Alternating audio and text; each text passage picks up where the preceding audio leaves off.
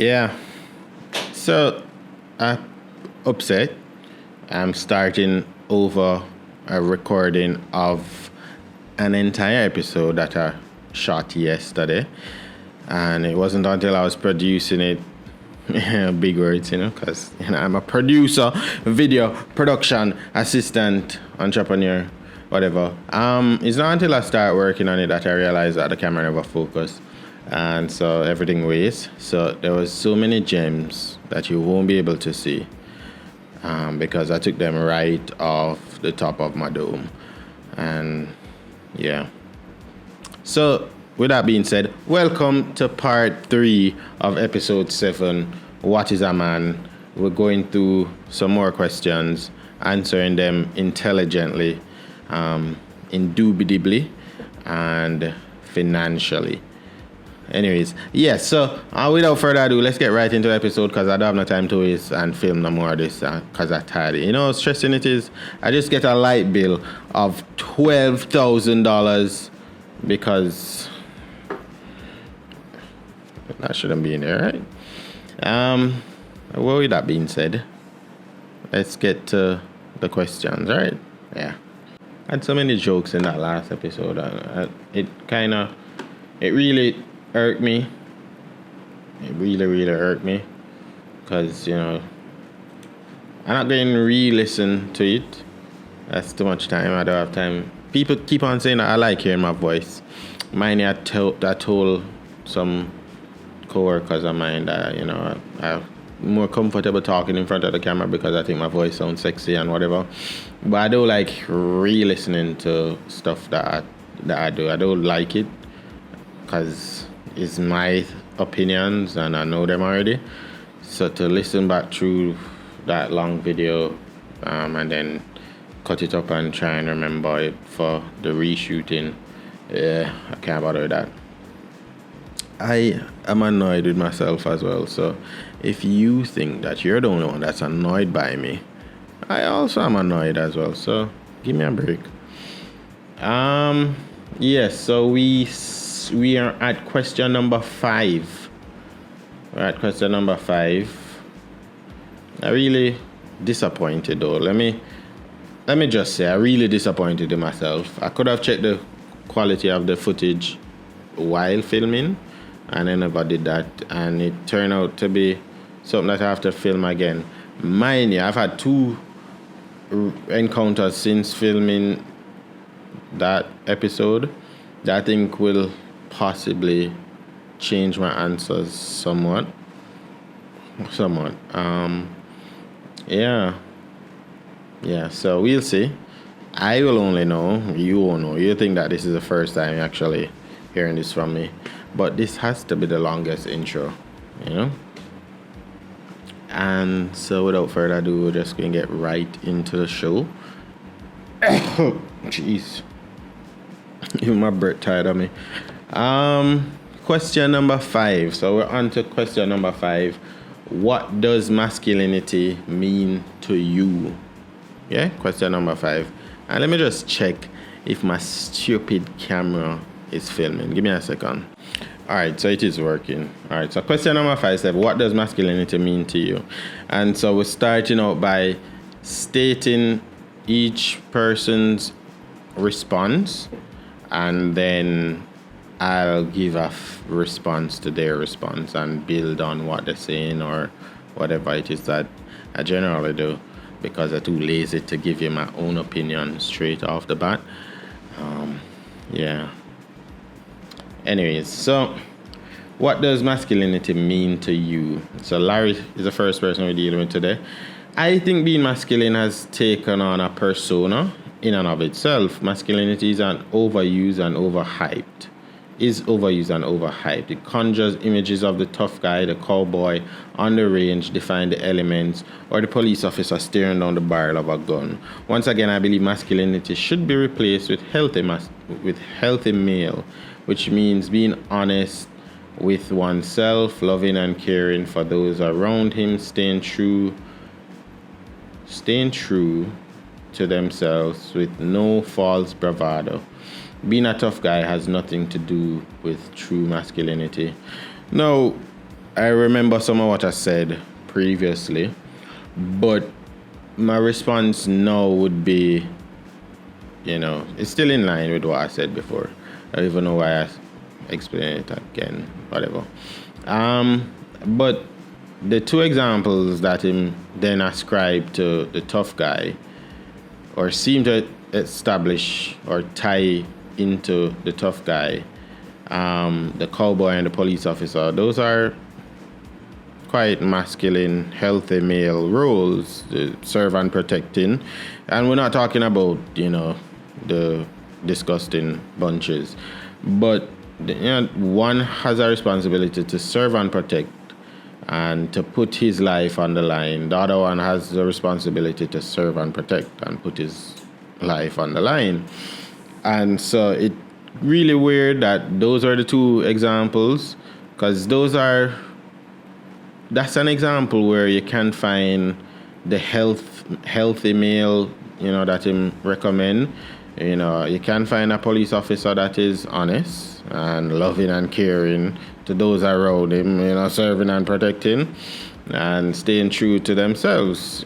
It's weird. I think this guy, Larry, just wanted to make up a new name, and so that's why I do all of this, unnecessary. Unnecessary to put down the tough guy, because we need the tough guy. Without the tough guy, we just have women. The tough guy is the guy that will put him life on the line, will, use the force that him have to what's that term? To disarm, diffuse, or de-escalate. I'm learning a lot. But de-escalate situations, and, that's what you need that's what you need. That's what is seen as masculinity, the ability to lead, the ability to whatever. Yeah. So I don't get why Larry had to do all of this to then just say all of what him was countering before. Unnecessary, but we move on. We'll go to Mike. Mike says, for me, it is living with the confidence and appreciation of being a man, and then also walking out the responsibilities therein. Men have a certain kind of strength that is to be offered to others. We grow ourselves to be in service of others. That's where we need, and that's where we are needed, and that's where we find fulfillment. I agree with this, 91.5%. I'm not sure where I stand on the other 10.7%, but this is really good. Masculinity is first being a man, and then acting out that masculinity, or acting out, whatever. And so, the only part that 10% that I'd say I have an issue with is, all right, let me not even go into that. So we'll move on to Nick. And Nick says, a stereotype set of traits commonly found in the male gender bastardize at this point, I think, but I digress. And I have a smiley face thing. What I would probably think of Nick, Nick seems like, he's on the beta side of things. The writing seems so passive aggressive. It seemed that way, or probably just seem aggressive. And then him specified gender, which probably is just me projecting the fact that I think a lot of people think that, gender and sex different. But I digress. Smiley face. So we'll just move on to Justin. Justin says, to me, masculinity is a force. I agree. It's more talent than skill and lies directly opposite of the feminine. I agree with the fact that it lies directly opposite to the feminine. Does it? Probably does. It is more talent than skill.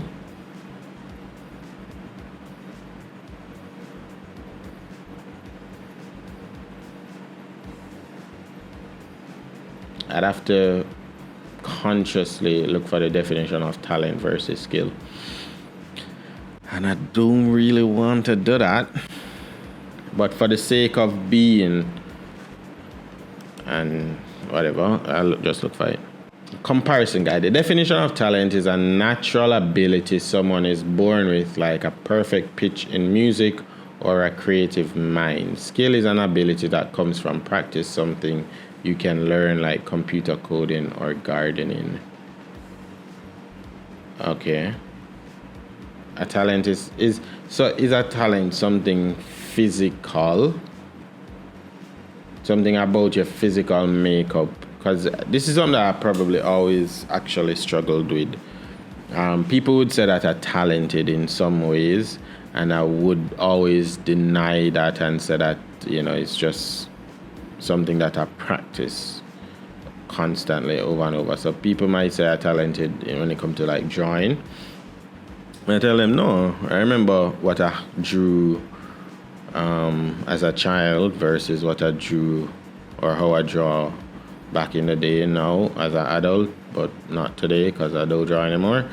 And that to me was just straight passion and practice. It wasn't something that I was good at. It's something that because I spent time around people that were good at it, I got better. And I'm still not at their level, but I am better than you. And yeah, so I put it down to that was skill and not so much a talent. Yeah.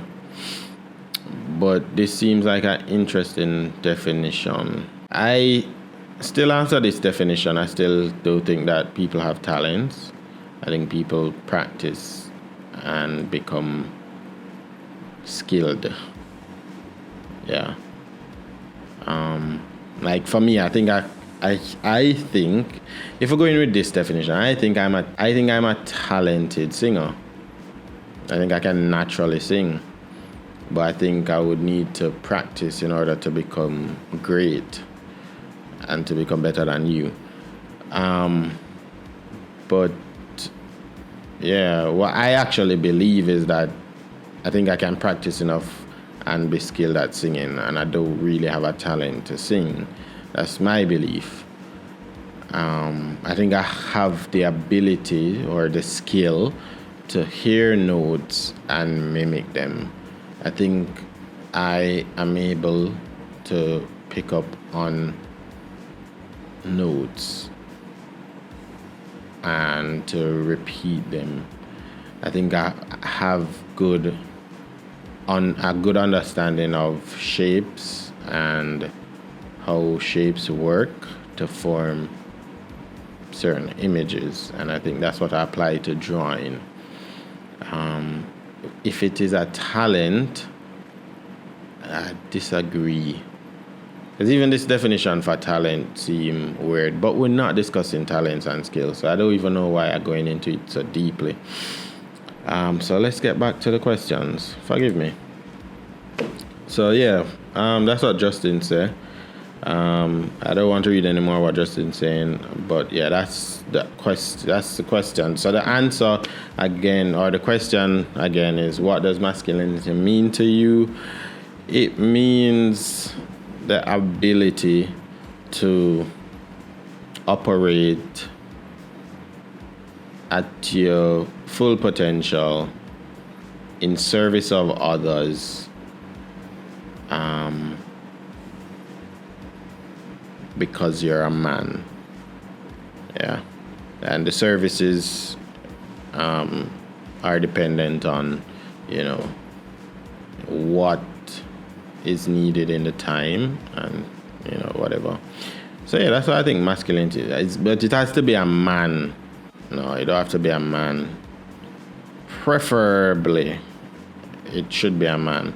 I was talking in a group today, and one of the things that came up from what I said was that masculinity is, how did I phrase it? Masculinity,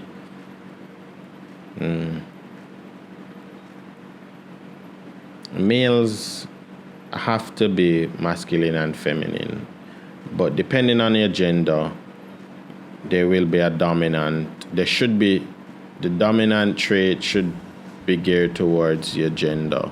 So if you're a male, then you should have both male and female traits, but your masculine and feminine traits, I should say, but your masculine trait should be the dominant trait, right? You should be operating first or majority,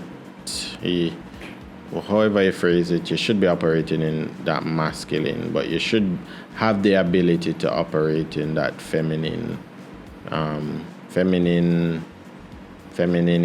Yeah, because femininity, you have to deal with vulnerability, compassion, nurturing, all of those stuff, softness, gentleness, stuff like that. And I think healthy males should possess those traits, because they will be needed at some point in time. Yeah. So that's my answer, I guess. All right, so question number 6. How can I be masculine? So, good question. Good question. Mike says, there are certain things men can typically do to be more masculine. Build physical strength, work independently, and find enjoyment in being alone. Detachment. Ground yourself in a worldview that stands up to the wishy-washy nonsense of the day. Yeah, build physical strength, because in order to be courageous, in order to be bold, you have to have some wit about you. You should have some wit about you. Work independently. I don't know if you necessarily need to do that. I think you need to provide. Find enjoyment in being alone. I don't know if that's a masculine thing to do. I guess because they say being a man is lonely, because the attention that women will get versus men, when you compare it, it's completely different. And so because of that, as a man, instead of complaining about that dynamic, instead of complaining about the fact that women get more attention than men, which I used to do. I used to do it at one point in time. I used to be bitter about the fact that, nobody don't look me. Why nobody don't look me, blah, blah, blah. Accept the fact that that's just not how it's set up. That's just not two reasons. You're not in a financially dominant position. You're not in a masculine position. So it's 3. And that's just how it is. That's just the dynamics of the world. Men are the seekers and women are the whatever the term is for women. You should find enjoyment in being alone, because that's a position you will be in at the end of the day as a man. You will generally be by yourself. Not in a bad way, but you will generally be by yourself, having to think of the next day. Especially if you're in that male role, like a leadership position or stuff like that, at the end of the day, it comes down to your decision. You can have the counsel that you need, all of that, that's fine, but at the end of the day, you alone have to make that decision. But don't listen to me, I'm not a leader. And so ground yourself in a worldview that stands up to the wishy-washy nonsense of the day. Definitely agree with that. And that religion, that worldview is only Christian. Anything else is wishy-washy. Ground yourself in a worldview that stands up to the wishy-washy nonsense of the day. I agree with that completely. So I won't even spend too much time on that and move on to Nick. So Nick says, strive towards striking that balance in a meaningful way to you. So Nick just doing the most with the least amount of words. I won't even read that over to try and make sense of it, because it sounds like I won't even bother. But yeah. Justin says, know who you are. A lack of identity, vision, and purpose will rob you of your masculine self. I don't think it answering. Oh yeah, it does answer the question. So knowing who you are, having an identity, knowing your vision, having a vision and purpose is how you can be masculine. I agree. And the only way you're going to know that, the only way you can truly be masculine, if we're talking about purpose, is if you give your life to God and let God show you who you are as a person, or who He wants you to be as a person, and then you live that out as a man. And if you live that out as a man, that's how you're being masculine. Yeah, because that's your true identity. Your identity that you have for yourself right now is what you think best suits you. But you know what they say about the creation versus the creator? Only the creator would know what's best for the invention that he make. But we move on. Larry says, don't be led. Oh, sorry, misread that. Larry says, don't be. So the question is, how can I be masculine? Larry says, don't be. He says, instead, find out what you truly believe and be true to yourself. Being masculine is about an image or an outward appearance. Be a healthy male. Blah, blah, blah, blah, blah. Research your inner beliefs and conviction and live by them. Yeah, I'm still trying to push this little feminine new term that I'm, trying to coin from up here in the first part, question number 5. So, I don't even know if Larry bigger than me, and strap, with him gun. So I won't even go too deep into bashing Larry. That's accountability, because I don't have a gun, and I'm not going to fight you. So yeah, but it's unnecessary. He's doing the most with the most words he could use, while Nick doing the most with the least amount of words. But being masculine is, you should be masculine. As a man, you should be masculine. You should strive to have some feminine traits as well. I don't want to say all, but you should strive to have some feminine traits. Especially if you're going to deal with women, you should understand women. And to understand them is to have some traits that they possess. I was saying it today that I don't think God is the one that dictates masculine traits. I think the traits were developed as a result of sin to keep things in balance, because without laws, without guidelines, a broken people become wayward and misguided. And so I think the roles, this is what I think of gender roles now. In looking at them, I look at gender roles as a response to, or at least the extension of gender roles. I see them as a reaction, not a reaction, as a result of sin. To keep things as peaceful as possible. That's what I think when I think of gender roles or masculine and feminine traits. And so, yeah, I think for peace sake, you should observe gender roles so as to not step on toes, so as to not intentionally offend, that kind of a thing. Because men sensitive. We're sensitive even though we don't like to say that we're sensitive. Because being sensitive isn't a male or a female thing, it's a human thing. We're sensitive because we have senses. And so because of the fact that we're sensitive as men, we tend to, or I guess because of the testosterone that we have, when we become sensitive, we generally tend to become aggressive.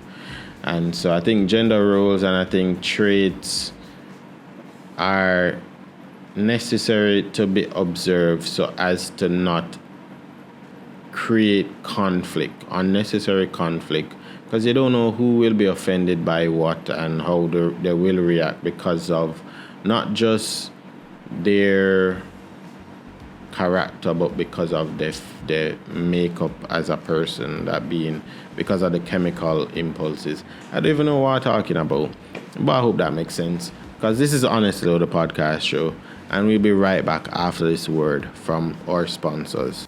There wasn't actually a word from the sponsors. We don't actually have any sponsors. But if you would like to become a sponsor of Honestly the podcast show, even though that won't change how whatever topics we'll have to discuss, it won't change that. You can't dictate anything. You're just going to sponsor the show and I get some of your money.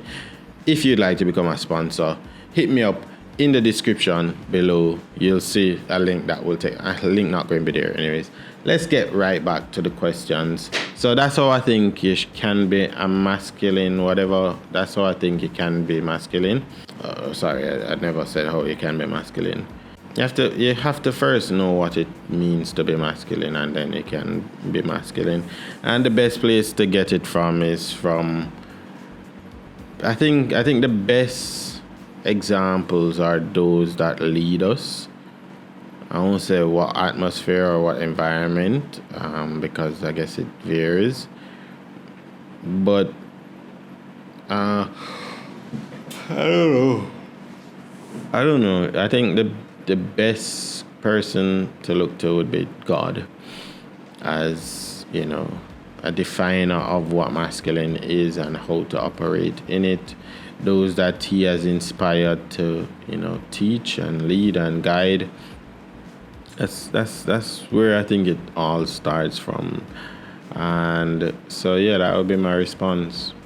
I don't think I have answered any other questions so far, but we'll move on to question number 7. What is the difference between boy and man? So Nick says age. Regardless of rites of passages, one is considered a man at a certain age. I'd say to some degree there is a certain level of flexibility. If someone is considered a child but is reading something like this in an effort to better themselves, that is a man-like trait to me. This one's trickier than I thought. Smiley face. So that's Nick's response. It is this entire discussion about masculinity and femininity, or just masculinity, is a difficult one, or a tricky one. But I don't see it completely as being age, as well. I think it is your mindset, your outlook on life, your influences, and just how all of that come together to shape your character. Because at the end of the day, what makes you a man is your character. I believe that sounds so profound, sounds so intelligent. I should find something. Anyways, never mind. Justin says a boy says and does the things he thinks he's supposed to do. A man says and does the things he believes, regardless of what those around him may think. I really like that. Mind you, there is some disagreement to that, because sometimes saying whatever you think, regardless of whoever is around, might not be masculine if it is wrong. And so that's where everything come back and start initially with God. So a definition, there should be, and that's the issue I think that with this whole discussion of masculinity and femininity, or just masculinity alone, the issue is that there are too many definitions out there, too many different foundations that we start on. And so we definitely should agree upon one foundation and then build from there. And so that's where I think that if it is that you're on a search to becoming a better man, one of the first things you should look on is your belief system, as it relates to God, and how that God has dictated your maleness in a particular direction. That's what I would say. Larry says, simply put, a boy is still in the process of maturing physically, emotionally, and spiritually, all the while discovering who they are. A man has gone through the early traits of life and at least has an outline for what they believe. Though these beliefs may change, a man has guidelines, goals, aspirations. A man has a plan and a course of action to accomplish these goals. It should be noted a male's brain does not stop maturing until at least 25. So age is not always a determining factor on when a boy becomes a man. Really love that. Well put. Much better than me. This should be hosted by Larry. But we digress. So moving on to Mike. Mike says, a boy typically has a mind on himself or of himself. And in the world of fantasy, a man has his mind on himself, those around him, and uses his imagination to cast a vision for the world as it should be. A boy dreams, a man dreams and acts. Let's take a moment, just appreciate those words. That's profound. And there's just something about those words that seem so familiar to me. I figure it out. I had, even though Mike was written there, these words sounded so profound because, in reality, I actually can't finish that statement. But if you look on the screen, you see what I'm talking about. Profound words from a profound person. Magnanimous. But I like the quote. Although, let me shut up again. Really nice. Really nice. Really interesting.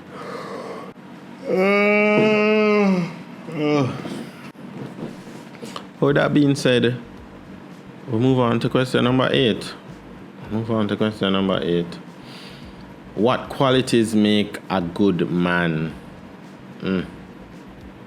That's good. Get it? That's good. So Justin says, things like honor, integrity, respect, and charity towards others are all things a good man should strive for, but I don't think we ever get there. Good stuff to strive for, yes. But I think we can get there. I think that's the reason why we strive, because we want to get there. And I think in some cases we can get there. But I do get what you mean by the fact that we don't get there, because, we probably don't perfect it. Definitely probably don't perfect it. So I understand what he's saying, and I agree with, with these qualities. Moving on to Larry. I believe following constitutes qualities of a good man: responsible, honest, loyal, reliable, compassionate, balanced. Having life balanced. I agree with that. A comment on honesty. Because this is the Honesty Little Podcast show, and I'm your host, Joel Ramsey. But a comment on honesty. There's a difference I learned between honesty and vulnerability. Don't know how true it is, because everybody says a lot of things, especially myself. My podcast, I say what I want to say. Anyways, and in being honest, how it was said was that when you're honest, It's on the basis of being prompted. So, you get asked a question. For example, you ask me about my beard. Why is it that I grow my beard? I'm like, oh, I like wearing beards. Or, I can give you that's an honest response. I like how I look. So I grow my beard. That's honest. Being vulnerable. No. This is not my story. I can't even finish that. But being vulnerable about my beard would look something like this. I wouldn't necessarily need to be prompted.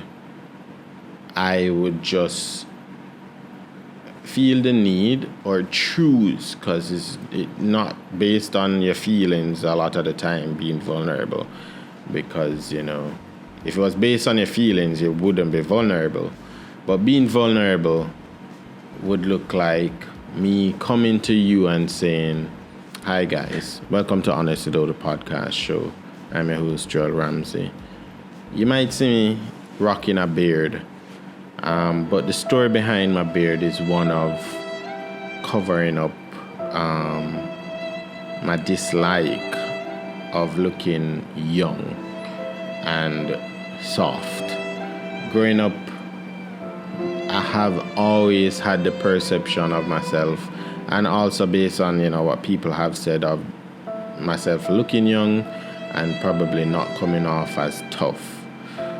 And as a kid, you always see people with beard, and that's a thing that boys tend to want when they're young. They want that first set of hair to come in on the chin, and I would play around with the chin hair. Pop it off that one time, and you think it never going to grow back again.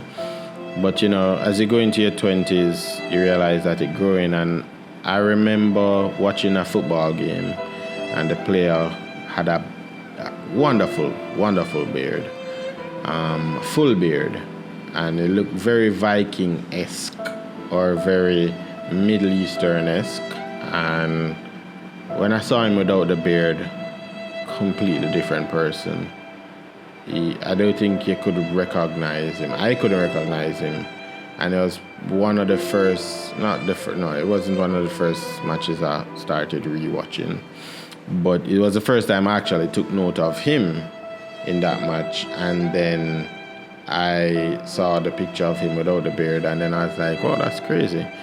Is that what growing out your beard would do? And I think at the time I was into certain content where where persons were bearded, and I chose to pursue that on the basis that I hoped it made me look more mature, and that's what I think happened. And so because of that mature look that it gave me, I felt trapped in cutting the beard. I felt like I had to keep the beard. Anytime I would go and get a trim, I'd just touch up the beard, but I wouldn't cut it a lot of the times. There were times when I did cut off my beard, but it was like I felt so I'd say disgusted by how young I looked. But yeah, that was it made cutting the beard that much more of a, I don't want to say trauma because that's too much of a heavy word. It made it a anxious experience. I never wanted to cut the hair because I wasn't comfortable with how I look without the beard. The thing though is that now I'm extremely tired of the beard, and to maintain the beard it take a lot. I do maintain my beard in like a year and a half, because it just take too much work. Ridiculous. But I couldn't cut it either because I felt too attached to it. And that's a sign, that's a part of being vulnerable. That's how vulnerability look. Vulnerability is choosing to be as open as possible, as honest as possible with context. Because I can be honest with you, but I don't give you the full story. I can be honest with you, but I only responding to that question. So Mike says dependability, honesty, hardworking, thoughtful, noble, just to name a few, and I agree. And Nick says integrity, emotional intelligence, wisdom, strength, and a drive to seek out weaknesses and work on them. I think that's the best one out of all four, and I guess Larry's own as well. But yeah, all persons touched on something. Some overlaps were there, but yeah, good qualities to have. I hope to possess all of these qualities. How do I maintain and better myself as a man? So Larry says, honest self-reflection, challenge your beliefs. Do not take what you hear as truth. Investigate, study, argue, and grow. If you are of a liberal persuasion, read conservative articles, and vice versa. If you are of a Christian faith, learn about Islam. Look for different points of view that test your beliefs. Never stop learning. Had to take another pause, because it's another profound statement. And we know why it was profound again, because, as you see the name, yes. But on a serious note, yeah, this is really good. Really, really good. I don't think I could say much more, because it's always a self-reflection that you have to do to maintain things. You have to continue to inspect and assess, and all of those dramas that you do in the real world, as in the physical world, in terms of you have a house, you have to maintain it by checking, you don't have to being proactive, wait until the leaks take place, you inspect. And so it's the same for maintaining and bettering yourself as a man. You don't wait until something goes wrong. You develop yourself so that in the event that something goes wrong, which it will, then you are better prepared to handle it. When you're reactive, you tend to spend a bit more time, solving the problem after the fact than if you had put in the work. Which sometimes, of course, you can't put in all the work, in terms of you can't cover your bases for everything. But yeah, doing the best that you can to cover your bases before things happen is beneficial, because time is what is important, and you want to make use of the most time that you can. Yeah. So Mike says, get around men who you want to be like. Understand you are a child of God and that you are here for a purpose. Work hard to be worthy of the love that you have been shown. I like that. Yeah, and I agree with that. Mentorship, emulation, those are good things, depending on, the source. And then understanding your state as it relates to God is definitely, as I've always been saying, it's a bonus, complete bonus. Nick says, through effective self-reflection, or even therapeutical medicated self-reflection, in an effort to find out what shadows continue to haunt, identifying core beliefs or values that are unhelpful or hurt you, identifying ways for which you don't embody whatever the balance is for you as stated above, and picking up on things that you are doing that continue to hurt you. So basically being self-aware, and then with that awareness you apply, the knowledge that you have to the particular situation, depending on the level of wisdom that you have. You know, I agree. Not on everything that was said, but I agree on what I repeated. So Justin says, community. Everyone I've interviewed who are centered and doing great things in this world have surrounded themselves with excellent people who share the same common values. Definitely agree with that. When you surround yourself with people that agree on the same things, not just for the sake of being agreeable, but for the sake of understanding why we all believe what we believe, it is so much more empowering, so much more less solitary. So that's a recommendation to you as men out there. Surround yourself with good men, a decent community of men, not men that out there, but surround yourself with good men that have it together and have good advice. They might not have it together in terms of when you actually find out who they are as a person, but the advice that they give and the perception that you have at the time, accept those things as things that you should seek out. So that's it for the questions for today. They were challenging, they were interesting. There were definitely interesting topics or questions, interesting responses. And as always, I really find it, commendable that at least I don't know how long it took them to write down something.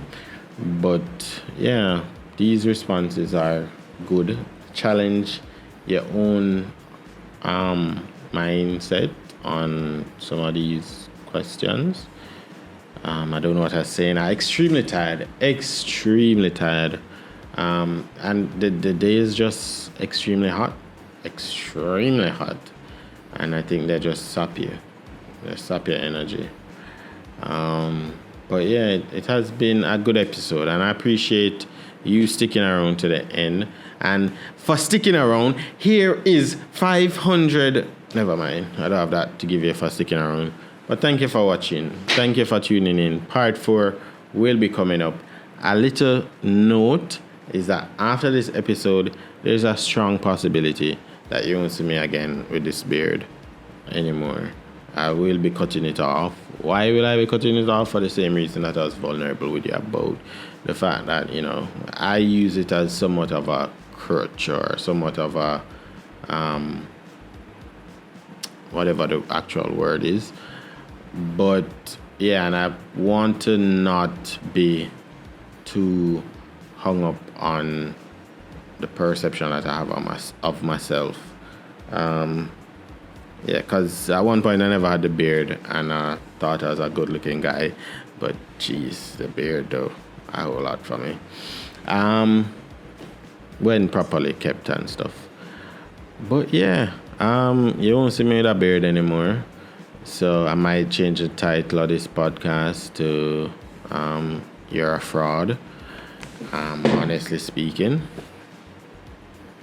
Because, I know you would have come here because, you were lured in by the beard.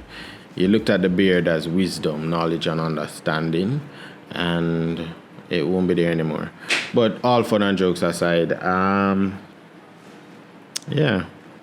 be interesting. I wanted to the episode in a way where I cut it off here live, but also don't want to do that because I want my hair to look nice as well, and I don't want it to be like a sharp what you call that, sharp cut from me cutting my beard off right here and then trying to fade it up. I'm not good with those barber stuff. So I'll go to the barber, get them to cut it off. My barber probably gonna ask me why I'm cutting it off. So I'll probably give him an honest answer, but not a vulnerable one, because you guys are important to me. And I just go to my barber to get my hair cut. Um, yeah, so that's a new change that you will see. Hopefully not. Yeah, it will be sad. But I still have dimples, so you still can come and watch.